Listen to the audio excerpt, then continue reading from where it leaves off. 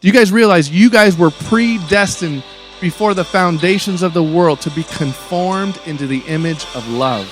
So how many of you guys believe that the disciples of Jesus should make love great again?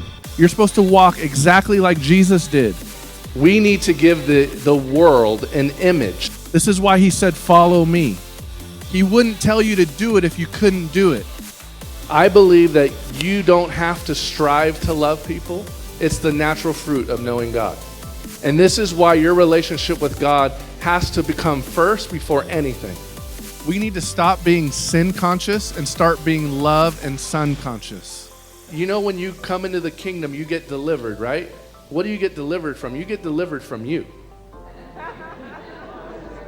See, I can't love you until I'm free from me. But once I'm free from me, now I'm free to love you. Does this make sense? See, Jesus said to follow him, you must first deny yourself. John 14:6 says, Jesus said to him, I am the way and the truth and the life. Nobody comes to the Father except through me. What is he the way to? He's the way to the Father. What is he the truth about? He's the truth about the Father.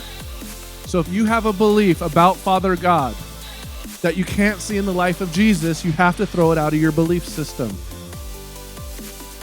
He's the life. What is he the life of? He's the life you and I, being one with the Father, are called to live out. There are so many mentalities out there that are destructive to the truth about love, and it's up to you, because you're supposed to take every thought, what? Captive to the obedience of who?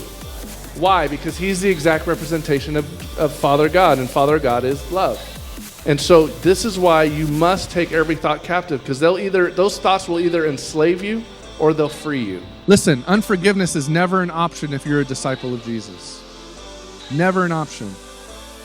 If Jesus was never living in unforgiveness, why do we live in unforgiveness? How many heard this? Oh, well, we had irreconcilable differences. I thought love reconciles. Love should be the highest core value for every human being. Shawn, relationships are 50-50. No, they're not. They're 100%. Love is all in. Say all in.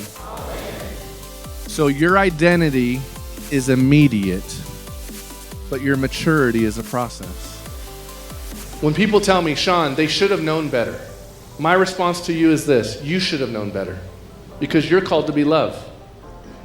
And never let somebody sin against you produce sin in you.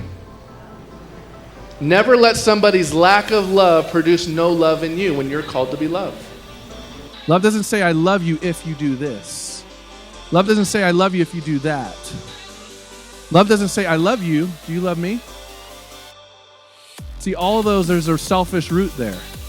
Love only says, say love only says, I love you. Guys, it's lifestyle. Say lifestyle. You're called to live a lifestyle of love. Do you know the monumental truth of why you're alive is not just to get married and have kids and get retired and have a white picket fence? The monumental truth of why you're alive is to become love and release that God's nature throughout the entire earth.